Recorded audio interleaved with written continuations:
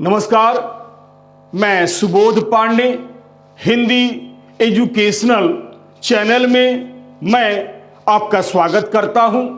आज मैं आपके समक्ष आधुनिक हिंदी साहित्य के वेदी युग के श्रेष्ठ कवि व कहानीकार सियाराम शरण गुप्त द्वारा रचित काकी कहानी का सार या सारांश तथा उद्देश्य या संदेश को लेकर उपस्थित हुआ हूं।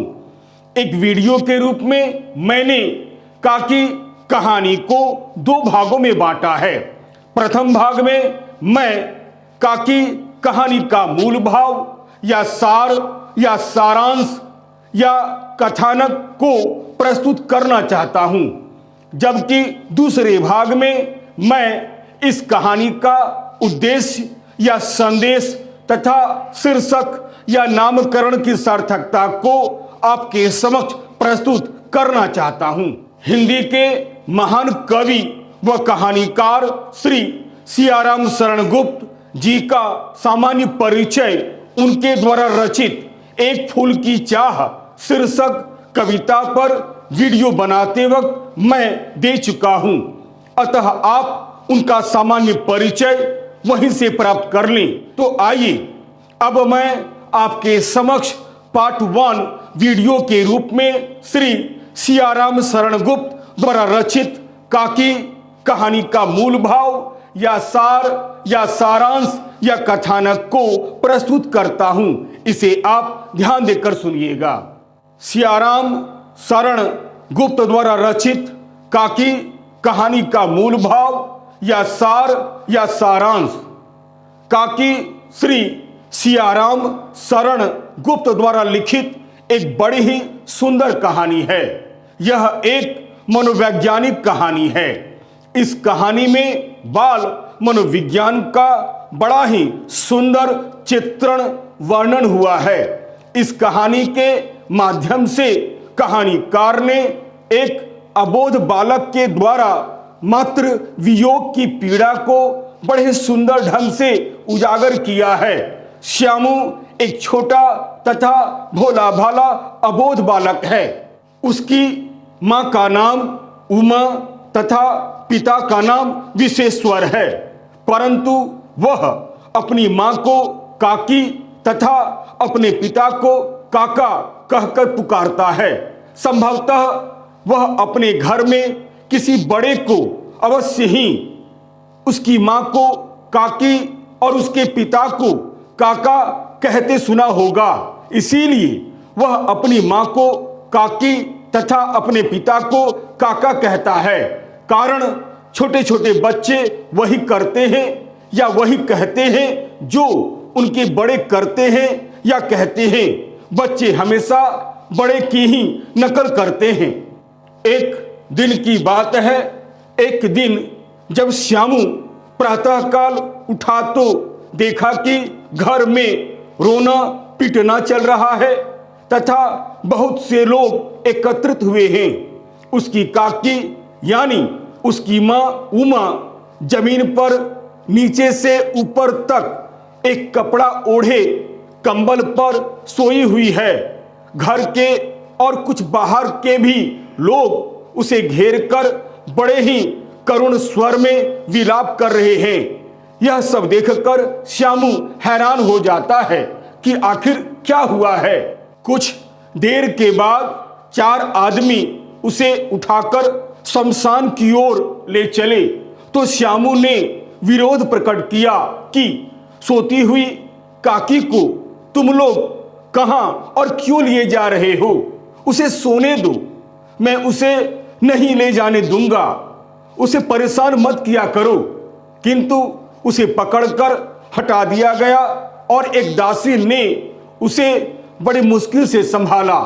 समझदारी से काम लेने वालों ने बताया कि यानी बुद्धिमान गुरुजनों ने उससे कहा कि श्यामू की मां मामा के घर गई हुई है। किंतु यह बात बहुत दिनों तक उससे छिपी न रह सकी। उसके साथी बालकों ने यानी आसपास के अबोध बालकों ने श्यामू को बतला दिया कि उसकी काकी यानी उमा यानी उसकी माँ मामा के यहाँ नहीं गई हुई है, बल्कि वह ऊपर राम जी यानी आकाश यानी स्वर्ग में गई हुई है। मातृ वियोग की पीड़ा के कारण श्यामू कई दिनों तक रोता रहा। धीरे धीरे उसका रुदन तो शांत हो गया, किंतु काकी की याद उसके हृदय में जड़ जमाए बैठी थी, अर्थात उसका शोक अंतःस्थल में जाकर बैठ गया था। वह हरदम कुढ़ने लगा था। वर्षा के बाद जैसे पानी बह जाता है और सूख जाता है, किंतु भूमि के अंदर सील यानी नमी बनी हुई रहती है, वैसे ही काकी का वियोग उसके भीतर में जा बैठा हुआ था। वह हमेशा उदास रहता था। यही नहीं, वह प्रायः अकेला बैठा बैठा शून्य मन से आकाश की ओर ताका करता था। काकी के शोक में एक दिन श्यामू बैठा बैठा आकाश की ओर देख रहा था, क्योंकि उसको बड़े बच्चों ने बतलाया था कि काकी यानी उसकी माँ राम जी के पास गई हुई है। तभी उसे आसमान में एक उड़ती हुई पतंग दिखलाई दी। पता नहीं उसके दिमाग में कौन सी बात आई, वह पतंग देखकर एकदम खिल उठा और अपने काका यानी अपने पिता विश्वेश्वर के पास जाकर बोला, काका मुझे एक पतंग मंगा दो। पत्नी के वियोग में काका यानी विश्वेश्वर दुखी रहा करते थे। बिना सोचे समझे शायद बच्चे का मन बहलाने के लिए उन्होंने कह दिया, अच्छा मंगा दूंगा, और बाहर चले गए। श्यामू को काकी से मिलने के लिए इतनी विकलता थी कि वह काका के आश्वासन की प्रतीक्षा न कर सका, यानी वह अपनी इच्छा को रोक न सका। वह पतंग खरीदना चाहता था। उसने एक जगह खूंटी पर विश्वेश्वर का कोट टंगा हुआ देखा। फिर इधर उधर देखकर उसने एक स्टूल कोट के नीचे सरकाया और उस पर चढ़कर काका की जेब टटोली। उसमें से एक चवन्नी मिली। वह बहुत खुश हुआ और वह भागा भागा अपने मित्र भोला के पास गया। भोला सुखिया दासी का पुत्र था। वह श्यामू की आयु का था और उसका साथी भी था, यानी सुखिया दासी का बेटा भोला श्यामू का समवयस्क था। श्यामू ने उसे चवन्नी देकर कहा, ले यह चवन्नी, अपनी बहन यानी जीजी से गुपचुप एक पतंग और डोर मंगा दे। देखो अकेले में लाना ताकि किसी को पता ना चले। कुछ देर के बाद पतंग और डोर आई। एक अंधेरी कोठरी में पतंग से डोर बांधी जाने लगी। कुछ देर के बाद श्यामू ने अपने गहरे मित्र को धीरे से एक रहस्य की बात बतलाते हुए कहा कि भोला, यदि किसी से न कहो तो मैं एक बात कहूं। भोला ने कहा, मैं बिल्कुल नहीं कहूंगा, बता। तब श्यामू ने कहा कि मैं यह पतंग ऊपर राम जी के पास भेजूंगा। काकी वहीं गई है ना, वे इसे पकड़कर नीचे उतरेंगी। मुझे लिखना नहीं आता, नहीं तो मैं पतंग पर काकी का नाम अवश्य लिख देता। भोला श्यामू से अधिक विद्वान था, समझदार भी था। वह बोला, बात तो ठीक है, परंतु यह डोरी बहुत पतली है, इसके टूटने का डर है। अगर मोटी रस्सी हो जाए तो काकी आराम से नीचे उतर जाएगी। श्यामू को भोला की यह बात बहुत पसंद आई।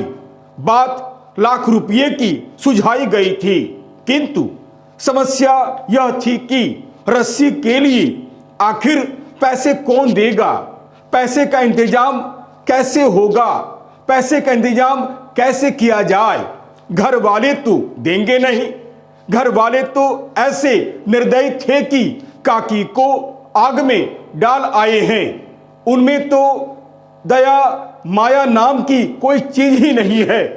श्यामू को रात भर नींद नहीं आई। अंत में उसने वही पुरानी युक्ति लड़ाने की सोची। वह उसी तरह विश्वेश्वर के कोट से 1 रुपया निकाल लाया और भोला से कहा, यह किसी को मालूम नहीं होना चाहिए। अच्छी अच्छी 2 रस्सियां मंगा दे। एक शायद छोटी पड़ेगी। मैं जवाहर भैया से कहकर एक कागज पर काकी लिखवा लूंगा। नाम की चिट रहने से पतंग सीधे काकी के पास ही पहुंचेगी। पतंग पर काकी लिखा रहने से काकी समझ जाएगी कि अवश्य ही उसके बेटे ने नीचे उतारने के लिए यह पतंग भेजी है।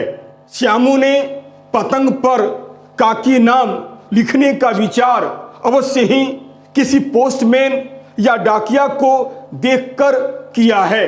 जिस प्रकार पोस्टमैन चिट्ठी या मनी ऑर्डर पर लिखे हुए नाम और पता देखकर सही व्यक्ति को देता है, ठीक उसी प्रकार श्यामू पतंग पर काकी लिखवाना चाहता है ताकि पतंग सीधे काकी यानी उसकी मां उमा के पास पहुंचे। कुछ देर के बाद रस्सियां आई। श्यामू और भोला एक अंधेरी कोठरी में प्रसन्न मन से पतंग में रस्सी बांध रहे थे। इतने में विश्वेश्वर क्रोध में भरे हुए आए और धमकाते हुए भोला और श्यामू से पूछा, तुमने हमारे कोट से रुपया निकाला है? भोला डर गया। वह तुरंत मुखबिर यानी गवाह बन गया। भोला ने तुरंत अपने को बचाने के लिए कह दिया, श्यामू भैया ने रस्सी और पतंग मंगाने के लिए रुपया निकाला था। विश्वेश्वर ने श्यामू को 2 थप्पड़ मारकर कहा, चोरी करेगा, जेल जाएगा।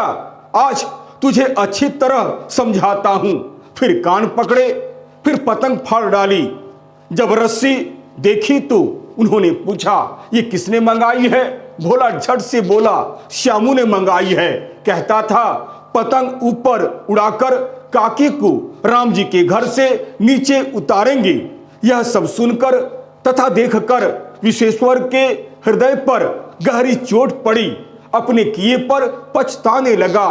फिर कुछ क्षण पश्चात उसने फटी पतंग उठाई। उस पर एक कागज की चिट चिपकी हुई थी। उस पर लिखा था काकी। उसने श्यामू को छाती से लगा लिया। यह कहानी यहीं समाप्त हो जाती है। अतः सियाराम शरणगुप्त द्वारा लिखित काकी एक बहुत ही छोटी सी कहानी है।